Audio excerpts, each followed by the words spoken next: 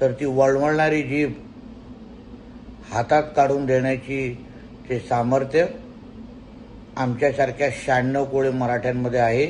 जे रक्ताने मराठे असतात ते कधीच कुठल्या कोणाच्या आईबद्दल अपशब्द वापरणार नाही.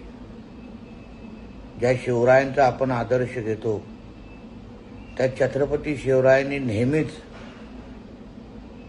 प्रत्येक माता भगिनीचा आदरच केलेला आहे.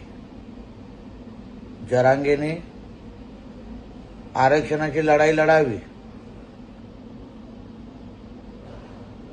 पण ती लढत असताना आमच्या फडणवीस साहेबांच्या आईबद्दल अगर अपशब्द बोलण्याची हिम्मत करत असेल तर ती वळवळणारी जीभ हातात काढून देण्याची ते सामर्थ्य आमच्यासारख्या 96 कोळी मराठ्यांमध्ये आहे.